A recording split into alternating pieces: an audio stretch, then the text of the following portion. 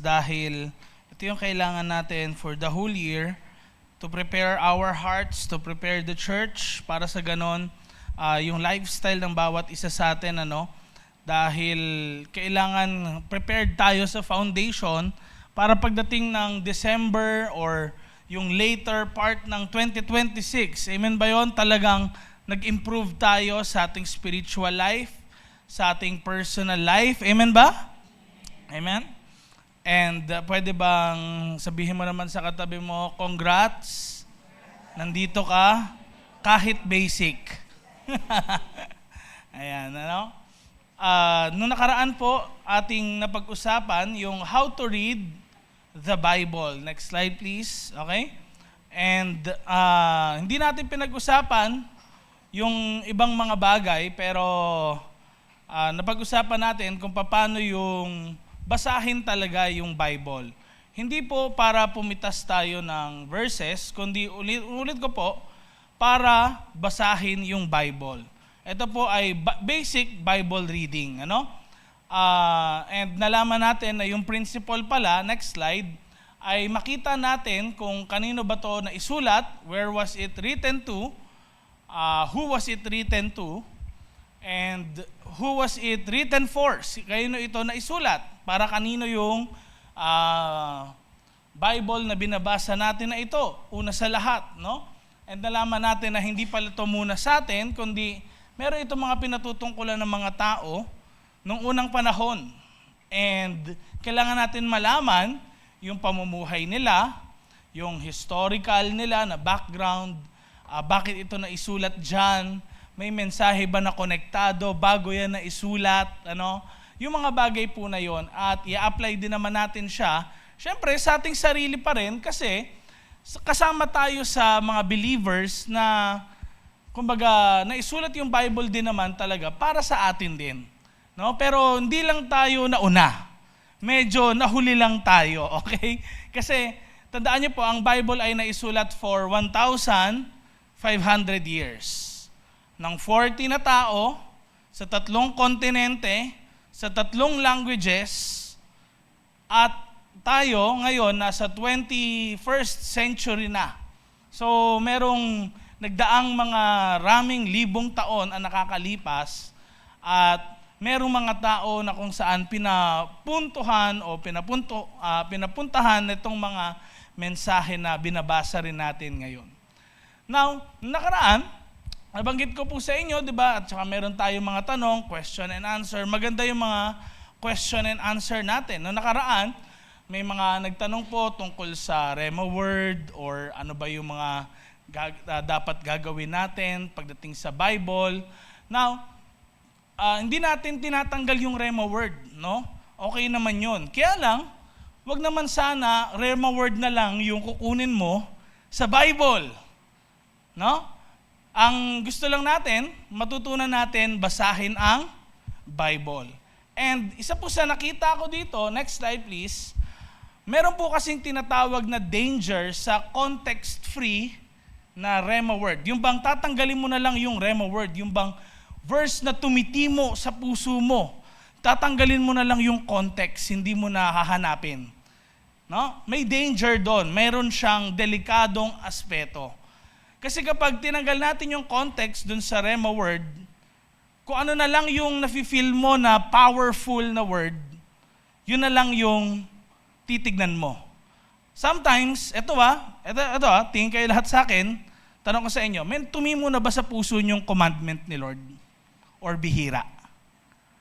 Lagi yung mga, I will bless you, yan yung mga gusto mo. Pero yung, gawin mo to, gawin mo yan, walang nagre-rema sa yung ganon. Napansin nyo? Yun yung danger minsan ng context-free na Rhema Word. Dahil walang context, walang background kung anong dapat ko bang gawin, paano ko maranasan yung blessing na yan, nangyayari tuloy, nanineglect natin yung context, and kung ano lang yung tingin natin, feeling natin powerful, yun na lang yung pinipitas natin. And minsan, kino-confirm, parang pagbasa natin ng Bible, minsan, whatever confirms bias, yung sarili nating nafe-feel, situation natin, yun na lang yung parang inaagrihan natin. No? Pero yung halimbawa, taliwas dun sa sitwasyon mo, hindi ka nakaka-feel ng kahit ano dun. Kaya tinan mo, halimbawa ganito, may mga iba na merong third party na relationship, sa kanila, ang nagko-confirm madalas, yung verse na do not judge. Pero yung verse na commandment ni Lord, di ba, na mahalin mo yung asawa mo, ayaw nila nun. Nagigets niyo po ba? So, minsan, delikado yung wala kang context na rhema word. Pero hindi natin tinatanggal yung rhema word. Important din yun kasi bakit? Nakapag-encourage yun sa ating mga buhay. Amen? And minsan, pag tayo tuloy nagbabasa ng Bible, kung ano na lang yung dinedesire ng puso natin, yun na lang yung gusto lang natin basahin. Di ba? Yung bang mga magagandang salita lang, promises lang, pero yung mga commandments ni God, wag gagawin. Yung ibang mga maliliit na aspeto, parang ayaw na natin bigyan pansin. Kaya, next slide, ang context po, ang ginagawa nito, iniiwasan nito na i-misuse yung verses.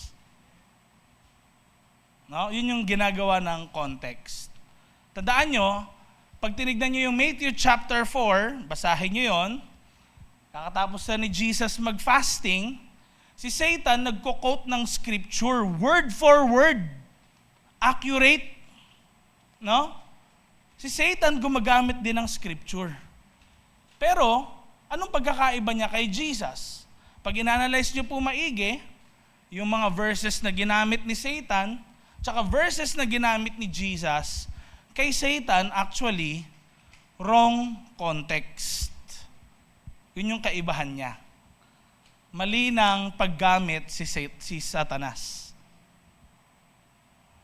Okay? Naintindihan natin. Kasi ganito kumilos ang dyablo, truth, katotohanan, pero may konting kasinungalingan. Nakuha natin? Ayan. And syempre, yung context, pag binasa natin, iniiwasan nito yung emotionalism na wala namang katotohanan. Yung base lang sa pakiramdam, base sa na-feel ko kasi sa puso ko eh. Ito yung word na yun. Ganyan. So kailangan merong truth pa din. May katotohanan sa mga binabasa natin. And syempre, pinaprevent din ng context yung tinatawag na personal impressions para ang isang verse maging doktrina. Halimbawa, itiwalag yan sa church yung ganitong tao na nagbanggit si Paul, ginawang doktrina na kaagad. Lahat ng ganito, ititiwalag. Example.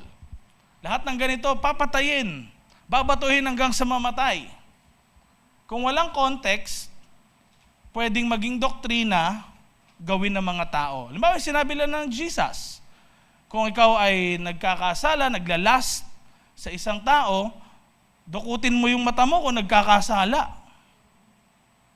Di ba? Putulin mo yung kamay mo. So, gagawin mo ba yon? Hindi. Kasi bakit? Meron tinatawag na word na context. Sabihin nyo ngayon, context. Palakpakan natin si Lord one more time. Tayo ay manalangin. Lord, we just want to praise you. We want to invite you continuously sa aming kalagitnaan. Lord, matapos ang lahat ng mga prayers na inatter namin, we just want, Lord, to let you teach us. Ano ba talaga, Lord, yung totoong worship and how we can worship you katulad ng sinasabi sa iyong salita. Lord, I pray na lahat po ng mga share ko ay gabayan niyo rin po ako. At sa mga words ko rin na gagamitin, examples, Lord. Maging sila rin, Lord, na makikinig, maging open yung hearts and minds nila. Ano man, Lord, na mga pwedeng kuta sa kanilang pag-iisip, ito po ay masira ng iyong kapangyarihan. And we believe, Lord, na yung word mo is truth. Yung word mo, Panginoon, will stand that test sa kalagitnaan po namin. In Jesus' name. Amen and amen. So ito yung topic natin ngayon. Kung nakaraan ay how to read the Bible. Ito naman ay how to worship. Paano ba tayo sasamba talaga sa Panginoon? Marami sa atin, sa totoo lang, pag sinabi yung word na worship, hindi natin siya naiintindihan. Ano? Kasi madalas, ang ibig sabihin lang natin pag sinabing worship, kakanta ka ng mga mababagal na kanta. Tama ba? Yun yung akala natin. Pag sinabing worship, itataas mo lagi yung kamay mo. Yun yung inaakala natin sa worship. O kaya, ito yung portion na kung saan merong music sa service. Yun yung akala natin na worship. At worship, madalas, inaakala natin parang warm up yan sa preaching. No? Pero sa totoo lang, ang worship po ay hindi masasabi na all and all music lang yan. No? Ang worship po ay more than the raising of hands, more than the song that we sing, kung ano man yung style, yung sound, ano man, mabilis yan, mabagal, ano man yung meron mang instrument or wala. It's more than that actually ang worship. And alam niyo po, una sa lahat, ang worship, next slide please, kailangan nating maintindihan na ang worship is about God and not us. Nuulit ko po, ang worship is about God and not us. Kaya pwede mo bang sabihin sa kaliwa at kanan mo, hindi tungkol sa iyo ang worship. Now, bakit natin ito nasabi? Alam niyo po, ang worship actually ay madalas iniisip lang natin na parang one-time event ito sa church. Yung bang may kantahan, may sayawan, yun yung iniisip natin na worship. Yung bang minsan, gumaganda yung pakiramdam mo, yun yung worship. Akala natin. Akala natin ang worship puro, kumbaga, ang focus ay sarili mo, ma-prepare ka. But actually, pag tinignan natin maigi ang worship in the Bible, it's not about us, it's about God. Si God yung focus sa worship.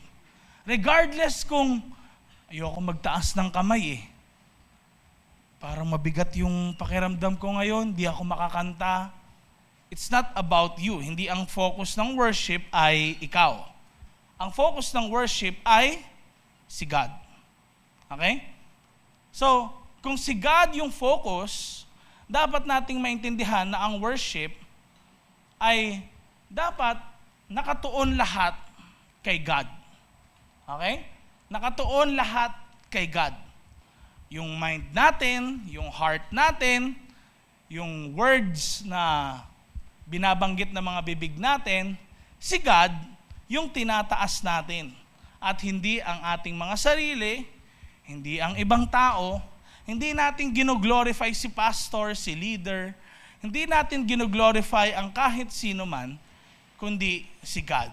Ang sabi ng Book of Psalm, makita natin, chapter 29, verse 2, sabi, give unto the Lord the glory due to His name. Ibigay daw kay Lord ang kaluwalhatian na karapat-dapat sa Kanyang pangalan. Now, sa worship natin, o kaya minsan iniisip na kagad natin, basta nag-play ka ng song sa YouTube, akala mo yung isang song kagad ay worship. Pero hindi mo nare-realize kung yung lyrics ng song ba tumutukoy kay God, more on kay God ba talaga, or tungkol sa encouragement lang sa sarili mo. Minsan, akala natin worship yun. Pero hindi pala. Ang worship, ang totoo lang, ang tinutungkulan nun lagi ay dapat sino? Si God. Yun yung worship. Pero sa Sunday services natin, pwedeng mix. Kaya nga si Paul nagsasabi ng sing to the Lord with songs, hymns, and spiritual songs. Sing with one another. Kailangan may encouragement din. Pero, hindi lang doon sa part ng service yung worship. At syempre, hindi lang doon makikita sa pagkanta natin yun. Next slide. Imagine ninyo, birthday ninyo. Parang ako, birthday ko nung January 15. Pero ganito, try nyong batiin ako ng happy birthday, pero hindi pangalan ko yung binanggit nyo. Ang binanggit nyong pangalan, pangalan nyo. Tama mo, happy birthday to Jace. Alam ba, sabay-sabay kayo lahat. Tayo, sabay-sabay tayo. Kanya-kanyang pangalan nyo. Okay, 1, 2, 3, go.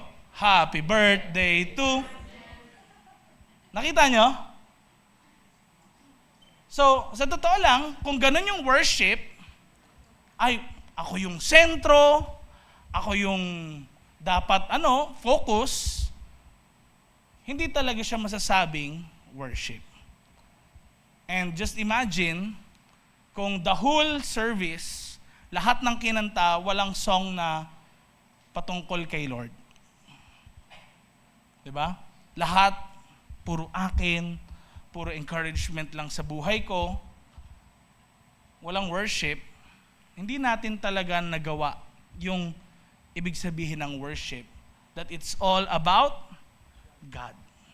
Amen? Intindihan natin? Now, ang worship po, next slide, is not about impressing people. Ito po ay pag-honor natin kay God. Nulit ko, worship po is not about impressing people. It's about honoring God. Pag sinabing honor, nire-respeto natin ang Diyos. Pag nire-respeto natin ang Diyos, kung paano tayong rumerespeto sa tao, sa mga titles na meron sila, ganun din dapat respetuhin natin ang Diyos. Hindi mo tatawagin na, hoy, pare ko. Di ba? Hindi ganon. Kasi bakit? We must honor God.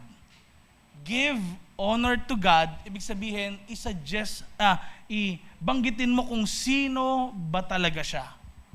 Our Lord Jesus Christ. Sino ba talaga si Jesus? Di ba? The Almighty, Almighty Father, the Prince of Peace. Holy are you, Lord. Yan. Dahil bakit? It's about honoring God. Binabanggit mo kung sino ba talaga siya. Yan. Ano ba talaga siya? Ano siyang Diyos? Yan. Kaya anong mga songs yung alam niya na talagang focus kay Jesus? Di ba?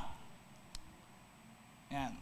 So it's important, kahit din sa personal life natin,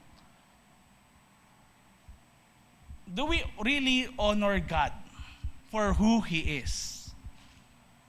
Tignan niya, sa prayer lang ni Jesus, ito, hindi to worship, pero sa prayer niya, ino-honor niya si God the Father. Ano sabi niya? Sige nga, 1, 2, 3, go. Ama namin sa langit. Sa English, ano yun? Our Father who are in heaven. Diyos namin na nasa langit. Ano yung next? Tignan niyo sabi. Ano? Sa English. Our Father in heaven, hallowed be thy name. sambahin ang ngalan mo. Bakit? Bakit yun yung unang line ng prayer? Because worship is really about honoring God. Kaya pag tayo nanalangin, Diyos na makapangyarihan sa lahat. Aming Panginoong Jesus. Yan. Now, in our personal lives, huwag nyo lagi isipin na ang worship sa church lang ginagawa. No? Meron din kayo niyan sa inyong sariling mga buhay. Kapag kayo ay nasa jeep, nasa labas, isipin nyo that it is about honoring God. Next, pakita natin, worship po is not just singing. Okay? So, para maging madali sa atin ito, ang worship ay hindi po pag-awit lang. Hindi pagtugtog lang. Ay, naka-worship na ako kasi madalas ganito, nakinig kasi ako sa YouTube. Akala natin, yun yung worship. Yun lang. Kumanta ko, nakanta ko yung chorus, nag-worship na ako. Akala natin, naglilinis ka sa umaga, kumakanta ka, pagkagising sa umaga, Jesus, ikaw ang... Diba, akala mo, yun lang yung worship. Tapos, the whole day, wala nang worship. Nagkakamali po ang bawat isa sa atin doon. Ano pong sabi ni Paul, next slide, sa Romans chapter 12 verse 1. Tingnan niya, ang sabi ni Paul, offer your bodies as a living sacrifice. And malinaw, tingnan niyo, ano sabi niya? This is your true and proper worship. Hindi niya sinabing, sing to the Lord, lagi. And this is your true and proper worship. Ang sinabi niya, offer your bodies as living sacrifice. Ito yung totoo at karapat-dapat na pagsamba nyo. Yan yung sabi ni Paul. So, tignan natin maigi ngayon. Meron tayong kaisipan noon na ang worship ay pag-awit lang. Nag-worship nga ako eh. Kala natin, pagkanta lang yon. Pero ang sabi ni Paul, yung true and proper worship daw is what? Offering our bodies. So, ano po yan, Pastor? Bakit offering our bodies? Ano ito? Puputulin nga ba namin yung katawan namin? Tapos bibigay namin kay Pastora Jane dyan sa church? Pastora Jane, yung nasa supot po na yan, yung kamay ko. Paki-offer na lang po kay Lord. Hindi ganon. Ano? Hindi ganon yung offering your bodies. Okay? Hindi ganon. Offering your bodies, tignan nyo, dahil may context nga na sinasabi ko sa inyo. Pag binasa nyo, next slide, ano sabi? As a living sacrifice. Buhay na handog, hindi patay na handog. Buhay na handog, hindi patay na handog. Living sacrifice, tumutukoy sa buhay. Hindi patay na buhay. Okay? Ano yun? Tumutukoy yan sa pang-araw-araw na nating pamumuhay. Hindi sinabi ni Paul na patayin nyo yung sarili nyo. Hindi ganon.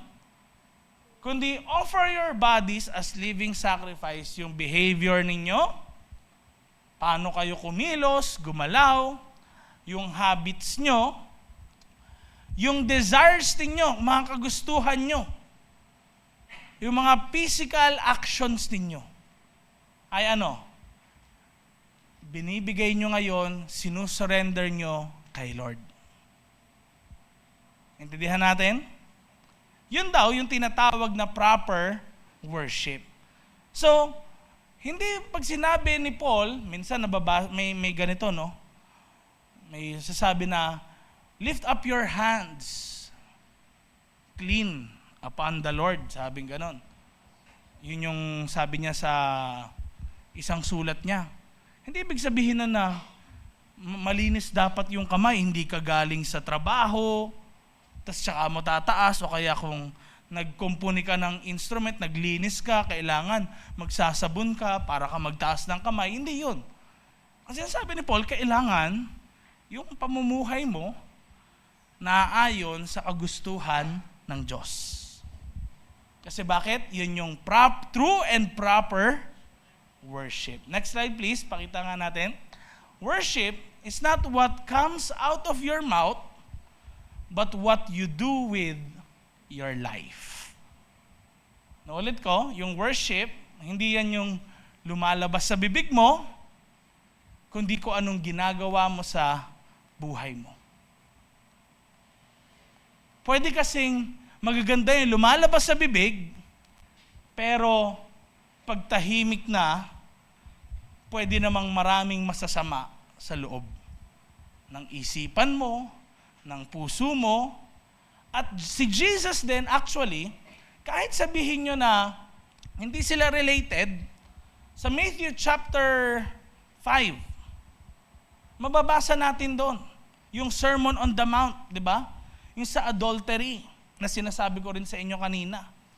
Ano sabi niya? Kapag daw nag-commit ka ng lust sa isang tao with your eyes, mas mabuti pa daw i-gouge out mo tapos i-throw away mo kesa sa magkasala ka at yung katawan mo masunog sa impyerno, sabi ni Jesus, di ba?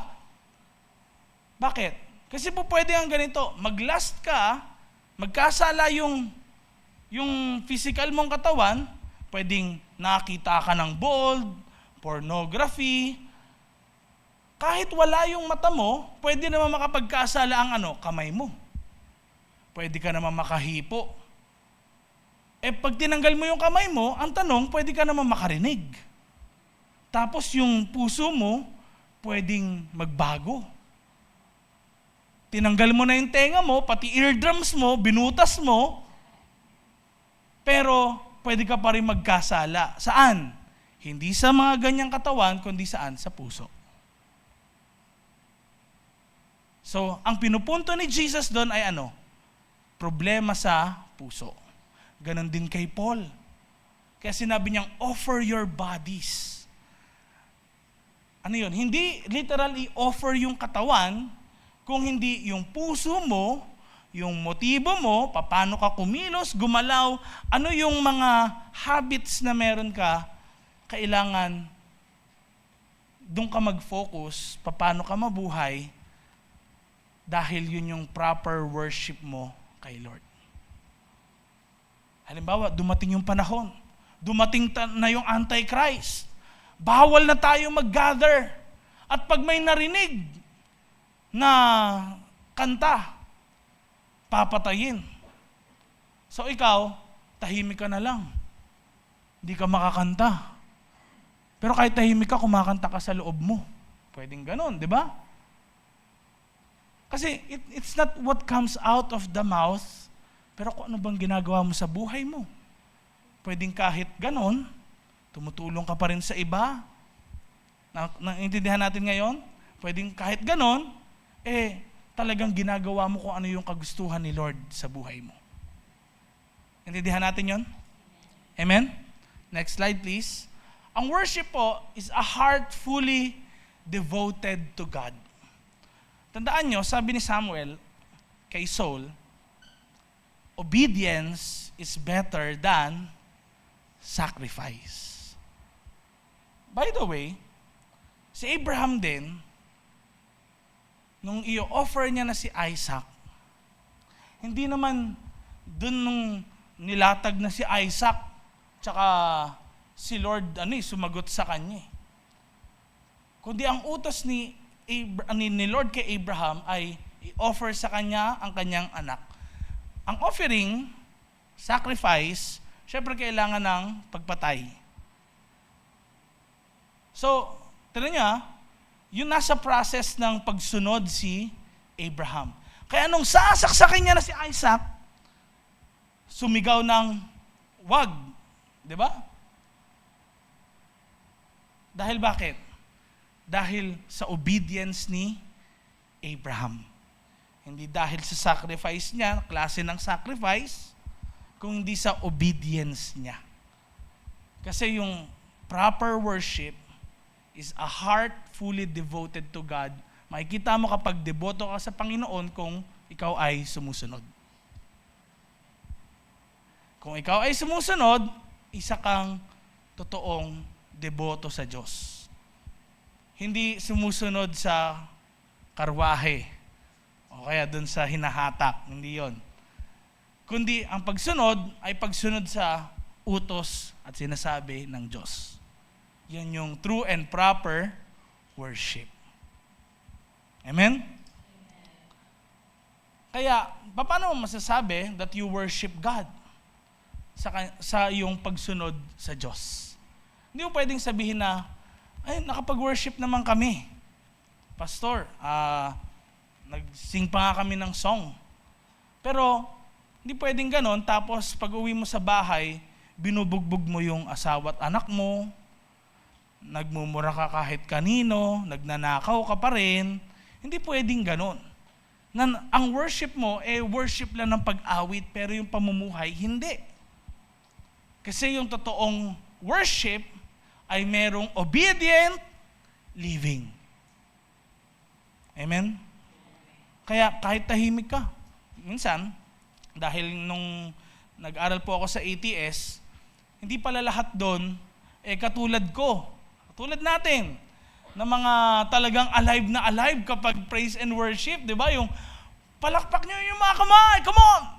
No, pag sumigaw na si Hana na come on! Tapos talon-talon, ganyan, mga di ba? Kaya taas ng kamay sinatin, parang ganon. Doon actually, sa seminary na na pinag-aralan, meron dong ibang mga pastor din, ganito lang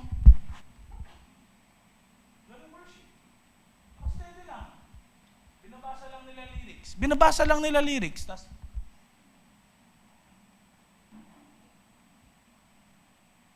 walang emotion, walang kahit ano. Hindi ko sinabing maging ganon kayo, pero doon makikita talaga na may kanya-kanya tayong sarili na na expression.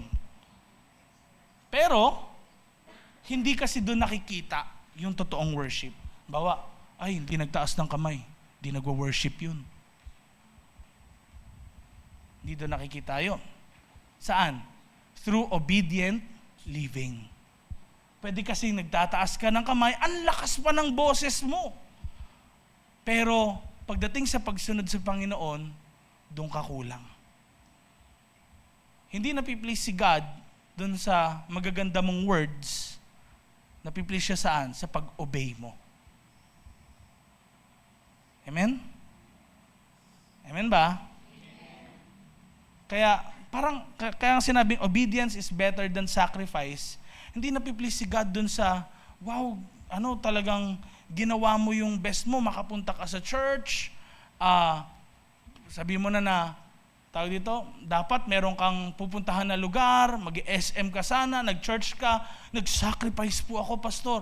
Pero teka, yung buhay mo ba talaga nag-o-obey kay God?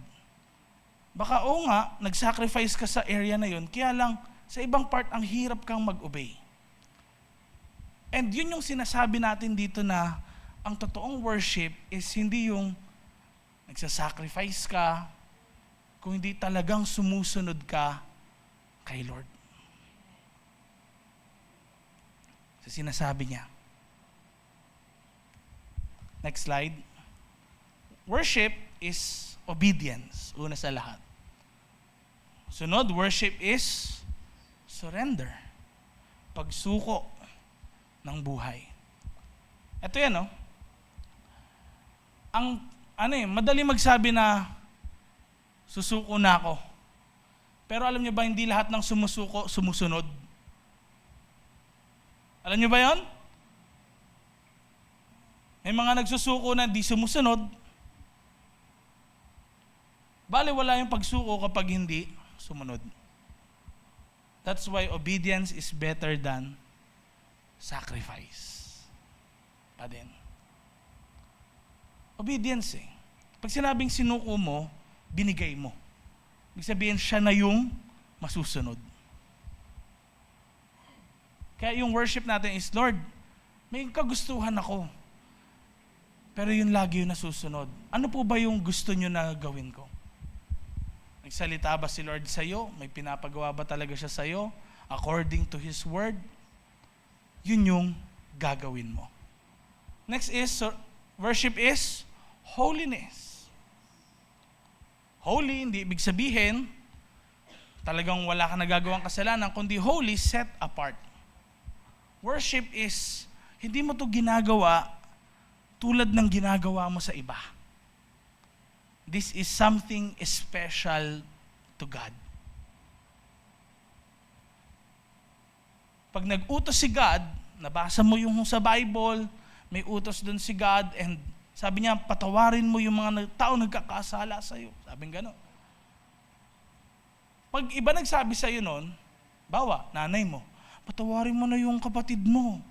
Pwede ikaw, ay ayoko. Pero pag si God nagsabi noon, dahil nga obedience, yan yung worship, sige Lord, dahil gusto mo, dahil sinabi mo, ang hirap Lord, pero sige gagawin ko. Amen? And faithfulness, repentance, ano pa? Generosity. Worship din ay service. Paglilingkod na ginagawa mo kay Lord. Ikaw nag-aayos ng upuan, naglilinis, nagsiserve ka kay Lord through your talents, sa worship team, worship pa rin yun.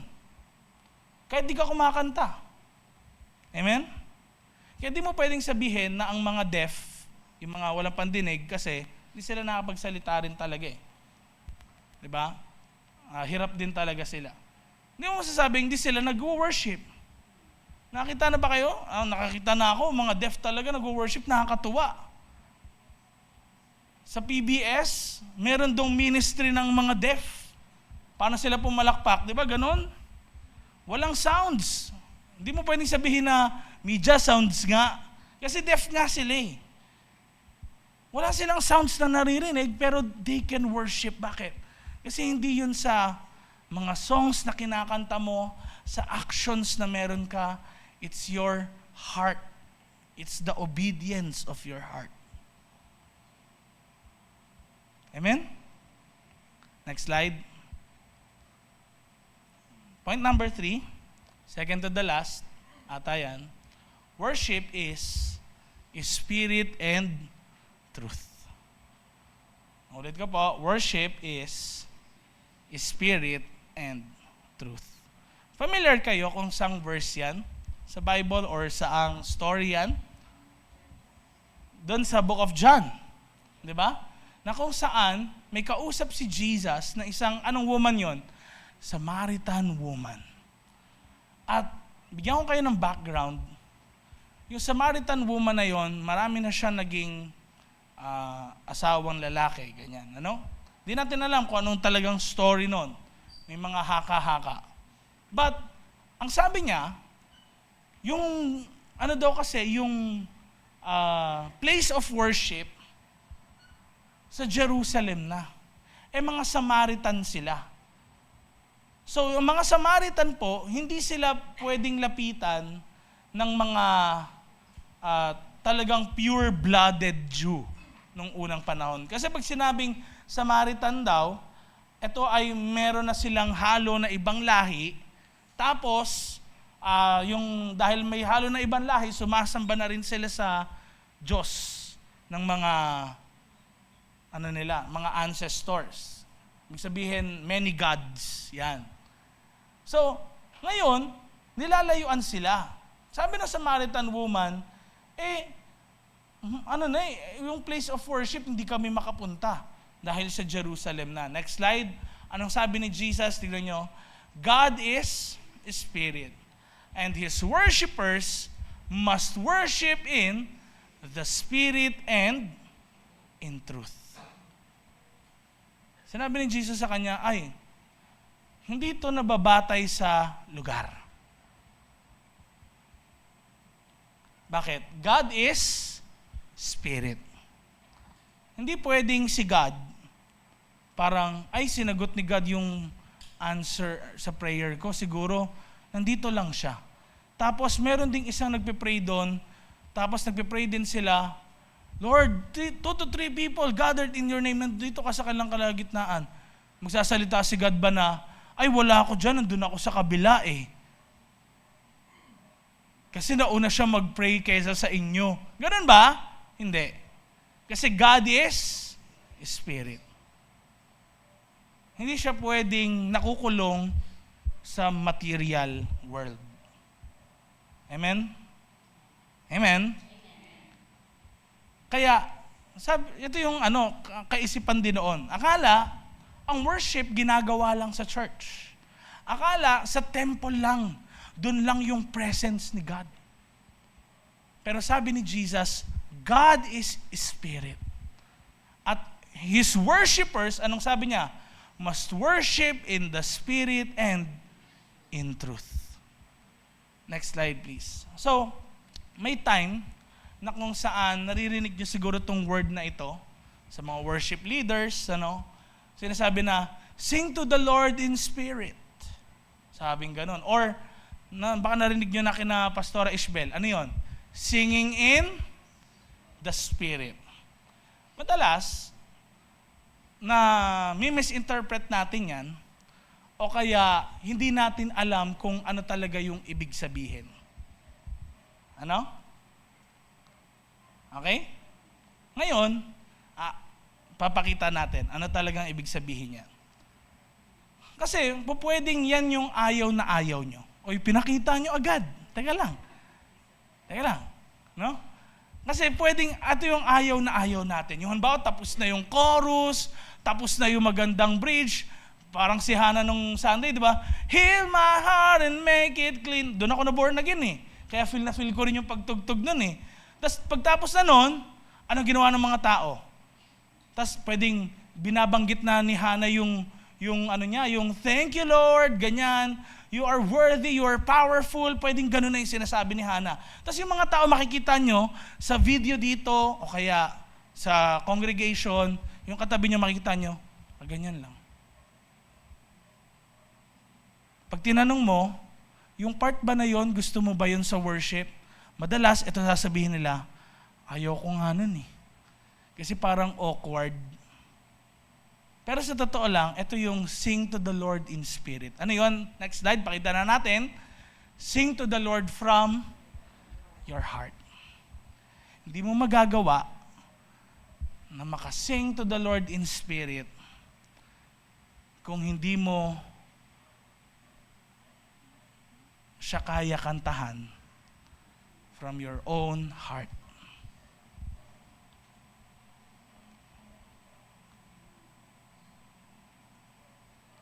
Kaya ito after na sinabi ni Jesus dun sa babae, maraming issues yung babae sa buhay niya. Diba? Issues sa asawa, nakailan na siya, tapos may kinakasama pa siyang isa ngayon. Actually, pag tinignan niyo maigi, hindi concerned si Jesus dun sa issue ng babae. Hindi niya sinabi na, dapat di mo nga kasama yan eh. Dapat magpakasal kayo. Hindi niya sinabing ganun. Pero mas concerned si God saan? Sa worship ng babae, yung puso ng babae. And after nun, mababasa nyo, umalis yung babae, masaya. Bakit? Alam ko na ngayon kung sino yung Diyos na pinaglilingkuran ko. Hindi ko man ma-explain yung situation ko sa iba, but He knows. And siya ngayon, hindi niya ma-contain yung joy na gamit siya ni Lord sa buong Samaria para maraming makakilala kay Lord. Bakit? Kilala niya na ngayon yung Diyos niya. Hindi nakukulong sa isang lugar, kumikilos kahit feeling mo malayo ka sa Kanya. And He is the God who knows your heart. Kaya, when you sing to God after nung worship, may ganong part, sabihin mo, sino ba si God sa buong linggo mo? Lord, salamat dahil napakabuti mo sa buhay ko. Ang dami kong pagkukulang sa iyo, Lord, pero nandito ka. Pwedeng ganun yung song mo. Kahit wala na dun sa sa rhyme ng song. Bakit? You just sing to the Lord with your heart. Kasi yun yung nasa loob mo eh. Yung babae na yun, alam nyo, hindi niya na-contain kung sino ba si God.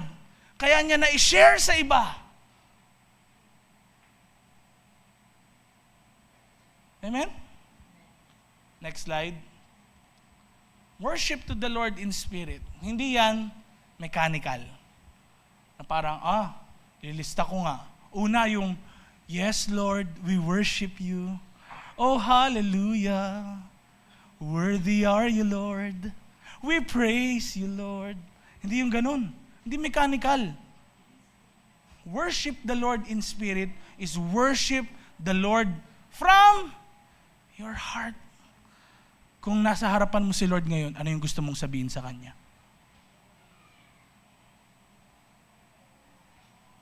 Amen? Hindi isa tong religious na routine. Ay, yan na. Yan na si Marian. Sing in the spirit na. Ready na ako, Marian. Tapos, asabayan mo siyang ganyan. Hindi ganun. Hindi siya routine.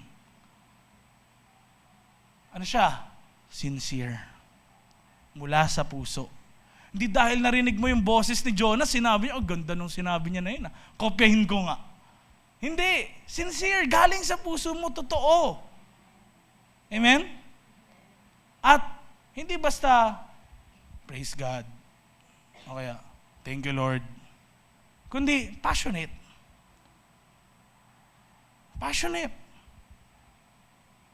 Paano mo ba sasabihin yung kay Lord kung kaharap mo siya and dahil sa sobrang excited mo na ma-meet siya? Paano mo sasabihin yun? Lord, salamat! Diba? Akala kasi natin parang, kaya tuloy nagiging boring ang church for some people. Akala kasi natin parang, alam niyo yun, kailangan merong 1, 2, 3 sa worship natin. Hindi, just sing to the Lord from your heart din. Yung iba, nahihirapan sila. You know why? You know why? Kaya daw nahihirapan ng ibang mga tao sa singing in the Spirit kasi minsan meron silang maling pananaw sa Diyos. Naulit ko, meron kasi silang maling pananaw sa Diyos.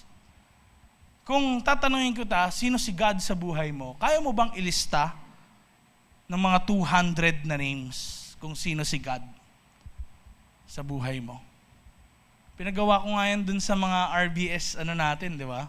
Students. Sino ba si God sa buhay ko? God is good. God is gracious. God is forgiving. God is ganyan. Hanggang so on and so forth. Hindi ka maubusan ng salita. Pero kung yung puso mo kasi it's not right with God, ang hirap gawin. Sa totoo lang walang lalabas. Kahit gusto mo, walang lalabas. Kasi it's a matter of the heart. Kaya ngayon, kung it's a matter of the heart, wherever you are, kahit nasan ka, nasa LRT ka, nasa bus ka, nasa jeep ka, naglalakad ka, dahil it's a matter of the heart, wherever you are, hindi nakukulong yung worship sa church. Yun yung worship in the Lord in Spirit. Amen? Next slide. At ano yung sabi next? Worship the Lord in truth. Hindi basta spirit lang yung sinabi ni Jesus. Dinagdagan niya, worship the Lord in spirit and in truth. Bakit? Kailangan yung worship mo galing din sa Word of God.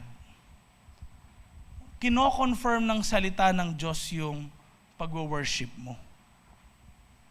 Hindi pwedeng, oh Lord, diniceive mo ako noon at ngayon, pinakita mo na sa akin yung daan. Hindi pwede. Bakit?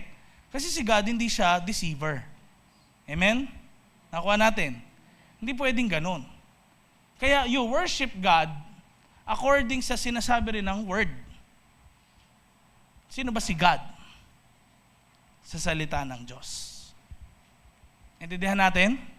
So, worshiping the Lord in truth, tignan niya, hindi nakalagay na worship Him in spirit and emotion. Hindi.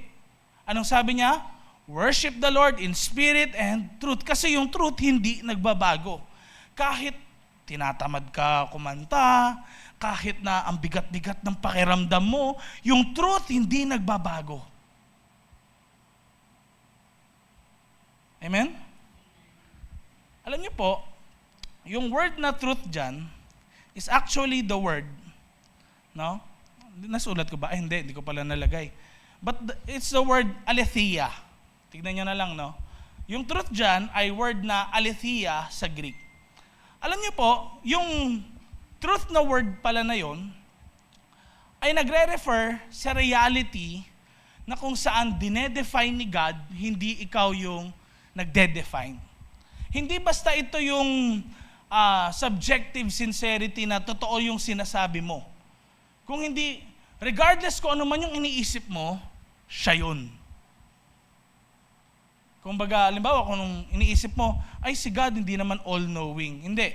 Regardless kung akala mo hindi siya all-knowing, hindi siya all-powerful, basta ito yun, siya yun. Yun yung truth. Hindi siya nakabase sa kung anong paningin ng mga tao.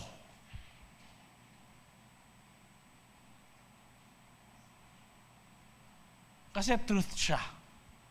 Hindi siya base sa nagbabago na panahon. Hindi ganon.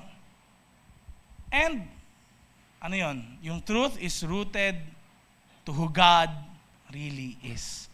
Kung sino ba talaga ang Diyos. Amen? Next. Kaya, spirit without truth, ano mangyayari? Emotionalism lang. Emotional ka. Iyak-iyak ka, pero hindi naman pala totoo yun, yung sinasabi mo na yun. Lord, salamat po sa biyaya ninyo na papasok pa rin ako sa langit kahit patuloy pa rin ako sa pagkakasala. Na kahit na, sige Lord, tuloy-tuloy ako sa pagkakasala, pero hindi pwedeng ganun. Nagets natin? Next. Truth din naman, without spirit, ano mangyayari? Dead religion. Totoo nga. Wala namang spirit, wala. Kaya sinabi na spirit and in truth. Naintindihan natin? Amen? Last but not the least, worship po is a response, not a request. Ang worship ay ikaw. Ano yung sasabihin mo kay Lord? Hindi ka nagre-request na, Lord, tulungan niyo po ako. Lord, save me. Hindi yun worship. Kundi response sa ginawa ni Lord sa buhay mo, response sa kagandahan loob ng Diyos, response sa kapangyarihan ng Diyos, response sa kung sino siya. Kaya tingnan nyo, di ba, halimbawa, pumasok si Tito Jeff, ang ganda ng suot niya. Tapos, talaga, bagong ayos yung buhok. Ano sabihin mo sa kanya? Uy, Tito Jeff, ang ganda ng dating mo ah. Parang glorious. Ganyan, nagliliwanag ka. Nagets nyo? So si God, if He is so magnificent, all-powerful, ano sasabihin mo sa Kanya? God, you're so powerful. God, you're so good. Amen? Intindihan natin ngayon. Worship is a response. Hindi request. Next slide. So, hindi ito, God, bless me. Hindi yan, God, touch me. God, give me. Hindi yon. Ang worship is, God, you are worthy. God, you are holy. God, you are enough. Intindihan natin ngayon, kaibahan? Intindihan natin? Amen? Ayan. Kaya, how do we worship? 4 na bagay. Picturean nyo na lang, ano? How do we worship? Una sa lahat, worship with your heart. Your heart. Kahit nasaan ka, motive mo, kahit di nakabukas yung bibig mo, no? Kahit hindi ka kumakanta, kasi nagagalit yung mga kasama mo sa bahay pag kumakanta ka, worship with your heart. Amen? Parang ayaw mag-amen ng iba. Okay? Worship the Lord with your body. Ano mo ma-worship si God? Mag-glorify si God sa katawan mo. Amen? Worship with your life. Anong nakikita ng mga ibang tao sa buhay mo? Nakikita ba talaga si God sa actions, sa paano ka nakikipag-deal sa mga issues? Yan. And worship even when you don't feel like it. Kahit hindi mo ramdam, mag-worship ka. Amen? Conclusion natin, basahin natin, sabay-sabay. 1, 2, 3, go. Let us be a church that worships God in spirit and in truth. So far, may questions? Anyone? May mga katanungan ba kayo? Sige,